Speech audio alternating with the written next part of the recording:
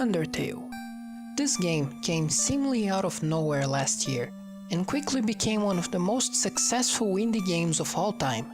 Even the Pope has a copy. But what makes Undertale good?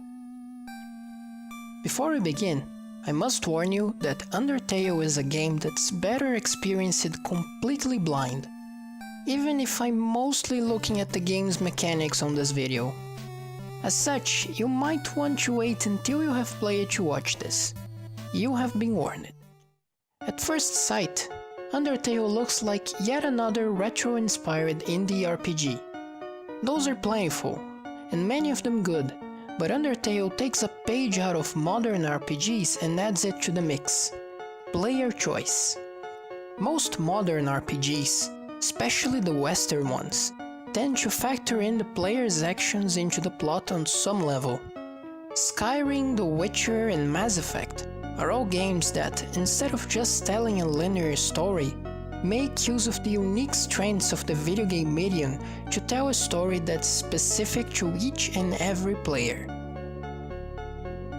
Classic Japanese RPGs, or what little we have of them nowadays, mostly tend to simply tell a story without much player input. That includes Earthbound, Undertale's greatest influence. Undertale mixes its Japanese influences with said player choice, but it doesn't simply make use of the traditional dialogue choices for that. Players' main method of influencing the game's world is the choice of killing or not the monsters encountered throughout the game's story. This immediately sets it apart from most video games in general. Hundreds of games are based on strengthening your characters through combat and conquering increasing challenges. But Undertale gives the player the choice of simply ignoring that. Every single monster, be it a random battle or a boss, can be spared somehow.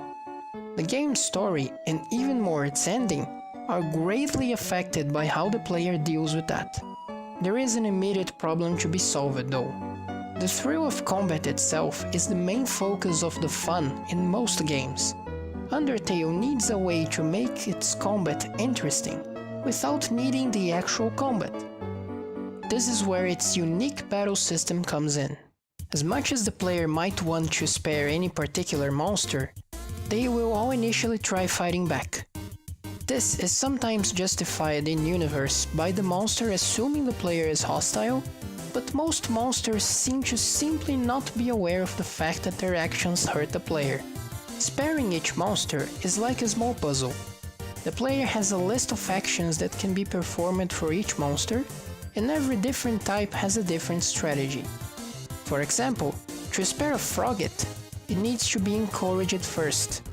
A looker needs to not be picked on. To spare one of the many dog enemies, you need to play with them and pet them. You can also simply throw them a stick. Some monsters can also be spared by simply reducing their health enough, but not killing them. Even so, most RPGs would simply be a boring cycle of waiting and repeating. And that's where Undertale borrows from bullet hell shooters. After attacking or performing any action, the player has to survive for a few seconds in a bullet hell board, where contact with any enemy bullet deducts from the player's HP. This turns even non-violent combat into an engaging experience, as every enemy has many different patterns and many different attacks to make every battle different. In fact, not killing enemies is actually harder than the alternative, because you only get XP if you kill your enemies. A pacifist run of the game means going through it all stuck at level 1. Undertale's combat also has a few minor adjustments to make it more comfortable for players. The main character is represented by a heart, or soul, but the collision with enemies happens on a slightly smaller area than the heart's graphic, ensuring players are only killed by more direct hits.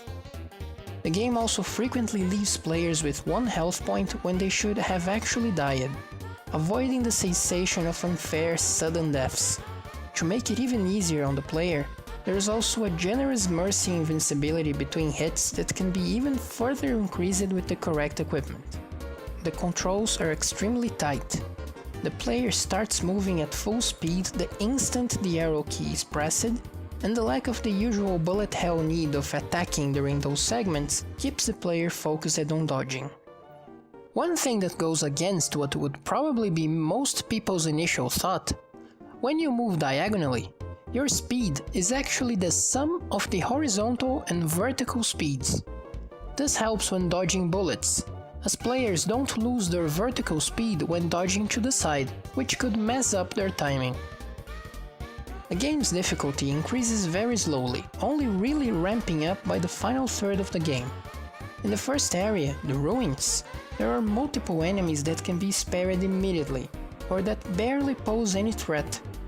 The Wimsen and Mygosp enemies, for example, only spawn bullets on a big circle around the player or on the edges of the screen. Toriel, the first actual boss, might look like a huge difficulty spike at first, but she stops really aiming her attacks once the player's health reaches 2 points, making it impossible to die on accident. Another factor that contributes to the success of Undertale's combat is the consistency of its rules. Most bullets are white and have to be simply avoided. There are, however, blue bullets that only damage you if you're moving, and orange bullets that only damage you when you're standing still. This is consistent throughout the whole game. These rules are also shown very clearly to the player. The blue attacks, for example, are initially used by Doggo, a dog enemy that can only detect movement and clearly tells the player to stay still. There is one exception to how clearly the game conveys its mechanics though. Holding the Shift or X keys while moving in battle lets you move slower than usual, making it easier to survive some trickier situations. I have played this game multiple times and I can't remember a single time this was ever mentioned in-game. This is a feature of the Toho series, and it's really useful. It's almost like it was left in as an Easter egg considering how it's never mentioned. Finally, there are moments where the game changes those rules. In a few battles, the player's color is changed, and each color means the gameplay changes in a specific way. Blue, for example, adds gravity to the playing field, making it almost a platforming stage.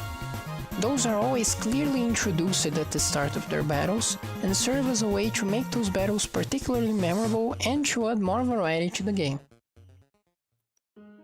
All these details contribute to make Undertale's combat a satisfying experience even for those who aren't used to the bullet hell genre, even as the difficulty increases quite a bit by the late game.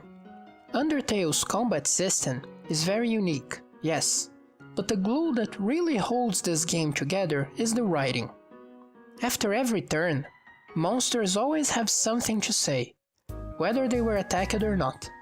This makes even a simple frog monster feel much more real than the usual RPG random enemies and recontextualizes the whole experience.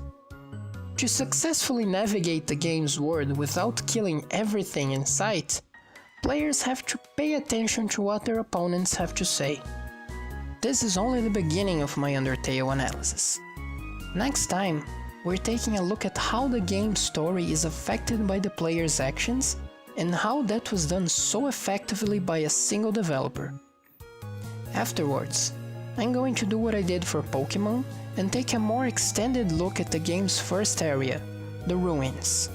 If you have watched this so far and still haven't played Undertale, I highly recommend playing it until then, as I'm gonna enter heavy spoiler territory next time. It's a great game and it's also very cheap. Thanks for watching to the end. Sorry if this episode is a little shorter than usual, I wanted to leave the story analysis for next time. If you like this video, you can check out my ongoing analysis of Pokemon Red and Blue, or subscribe for more videos. Thanks again, bye.